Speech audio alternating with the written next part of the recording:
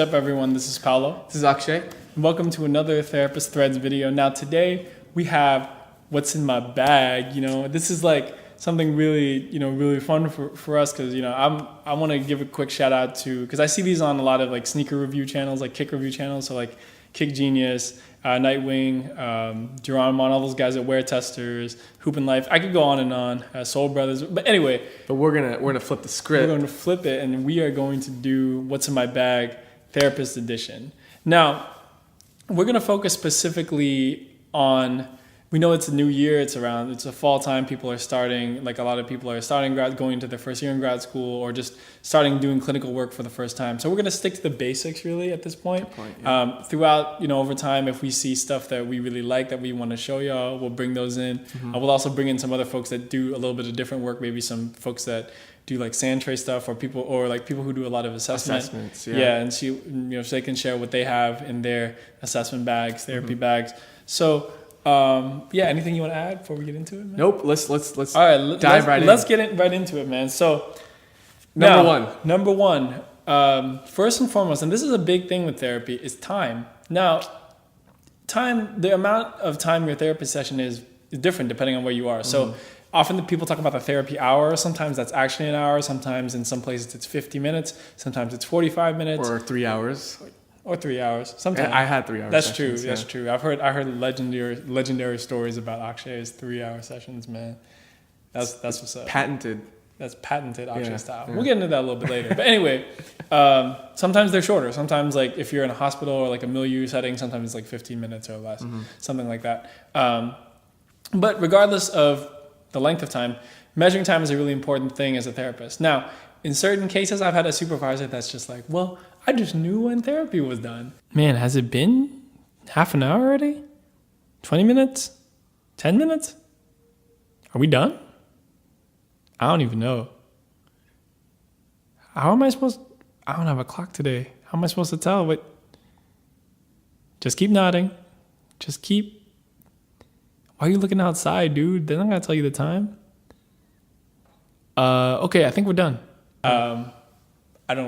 I still can't really do that. No, time goes by so...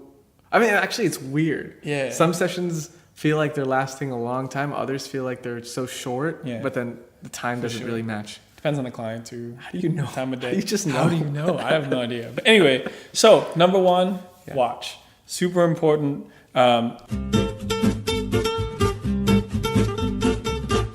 Any kind of...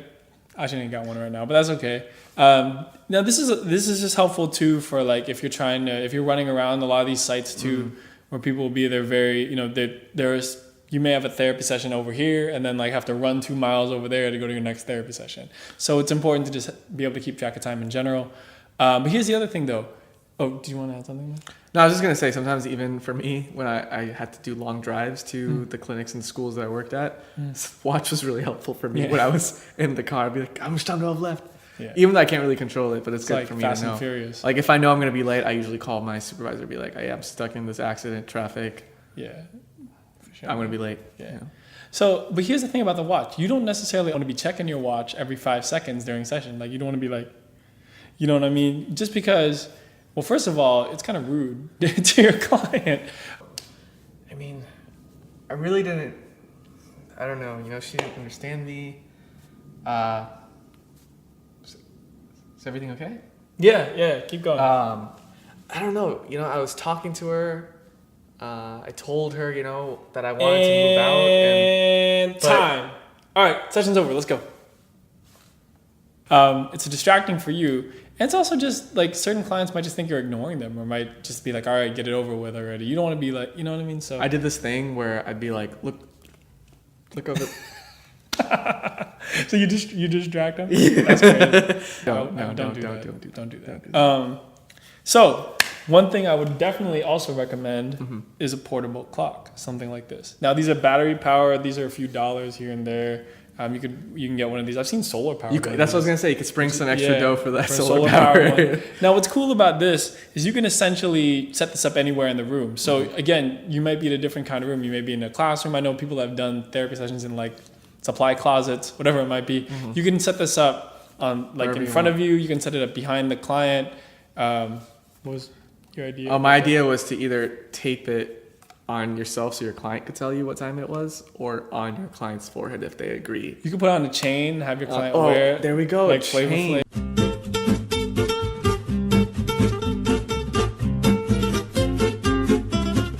You know what I'm saying? Perfect.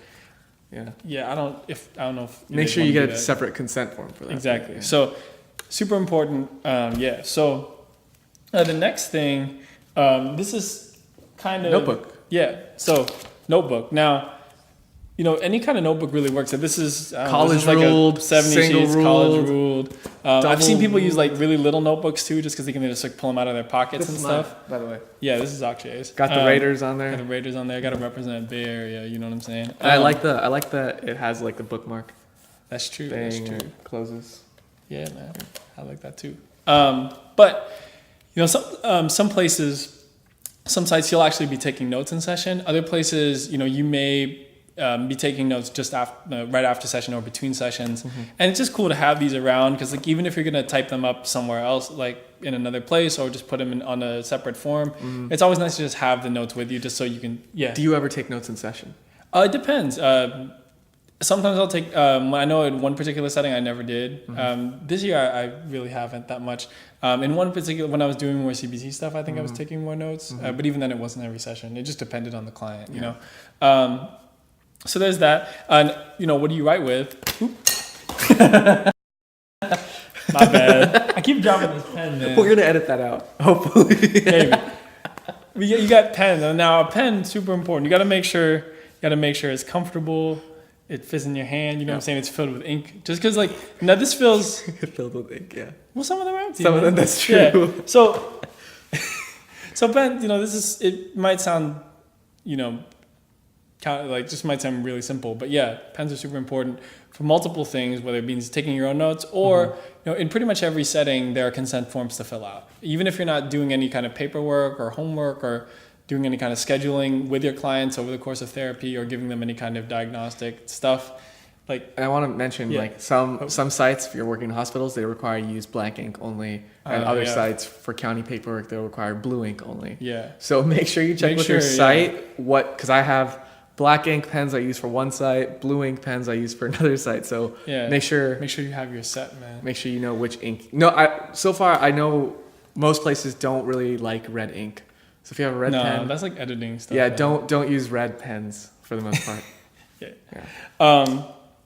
So along with that, clipboard, super important too, actually. Yep. So you ever seen? So let's say your client, like, one of the first things you usually do with a client is have them fill out a consent form.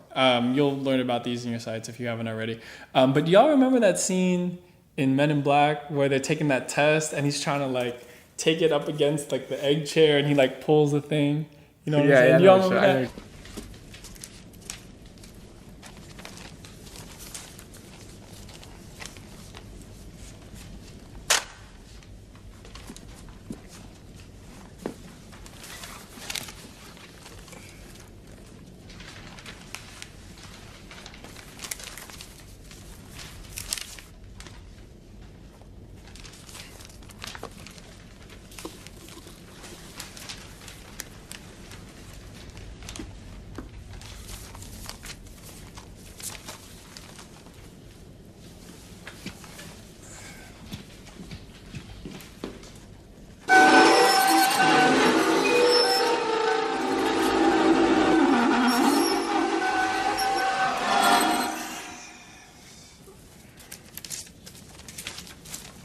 Want to get down on this?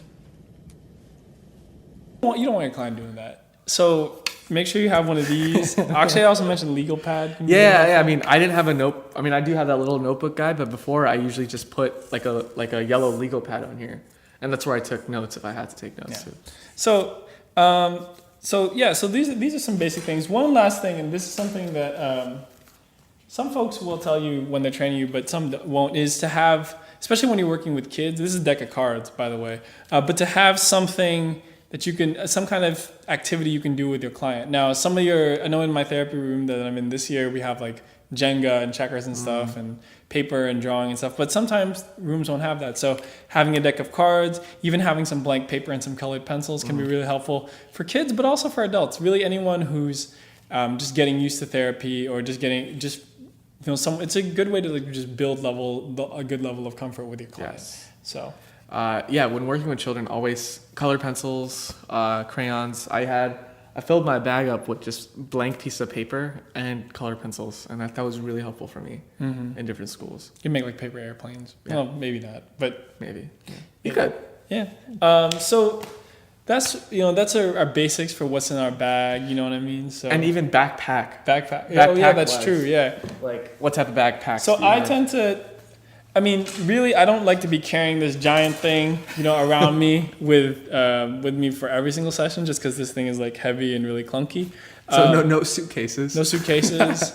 I mean, unless Maybe assessment. maybe for assessment, but Yeah. not for therapy. You don't necessarily need that. Like, this is mine. We would actually really recommend something like this. It's Yeah. smaller, it's sleek. You can just wear it on your Wear it shoulder. and if I'm in my thing, I just like drape it behind my Yeah, chair. so it's just a lot more.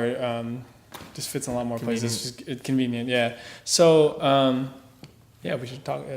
Good to address those bags. Man. Yeah, no, we gotta make sure we got something to Yeah. put for all this this stuff stuff. in. So that's pretty much it. Those are the basics for just what's in our bag. This is like stuff you can bring to our first sessions. Our question for y'all is, What is your essential? what are your essentials? What are some essential things you bring to therapy? That's it. Yeah. What's in Capital One? What's in your wallet? What's in your wallet? What's in your What's bag? in your therapy bag? Yeah. Anyway, we'll catch you later. Yep.